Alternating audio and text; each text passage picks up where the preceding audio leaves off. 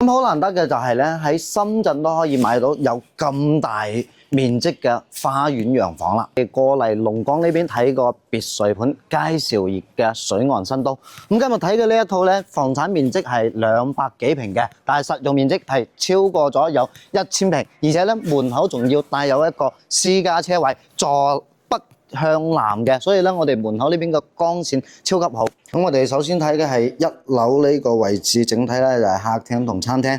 客廳位置冇做挑高嘅，咁我哋上嚟呢邊有個台階嚟到餐廳位置，總共嘅挑高咧呢邊係接近有6.5米嘅挑高。再往後面咧，嗱右手邊就我哋嘅大廚房啦。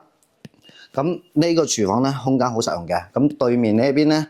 嗱，呢邊就樓梯上樓同落樓，下面有個地下室嘅。咁呢個位置咧就1樓嘅衞生間喺度。咁翻出嚟，我哋深圳都可以買到有咁大面積嘅花園洋房啦。咁呢一套連排別墅咧，目前係做咗有50平嘅大花園，但係我哋可以睇住啊，前面咧係可以拓出去挨翻河邊，同隔離左右呢啲一樣。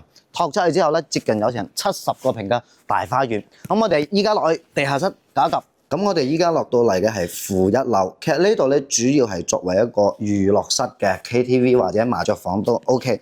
1樓呢邊咧帶咗一個衞生間，整個負1樓呢個位置嚇都接近有100幾平、200平嘅啦。咁呢邊咧仲有隻雜物房，樓梯底呢邊咧亦都做咗儲物櫃。咁呢邊咧就係業主專門做嘅一個健身房喺呢度。咁裏面咧亦都係有個取光井喺呢邊嘅，咁包括呢邊仲有隻雜物房喺度。我哋依家上到嚟嘅係地面2樓啊，呢個位置咧就係餐廳嘅挑高位置，喺左右兩邊就各有房間喺度嘅。咁業主咧亦都擺咗啲吉他、鋼琴喺呢度。咁1樓上嚟之後，2樓佢一樣係有衞生間咯。咁包括我哋呢邊有個大嘅臥室。所有嘅光線都唔差嘅，都接近有10幾個平。咁翻過嚟呢邊咧，仲有隻陽台喺度，但係咧冇乜點保養。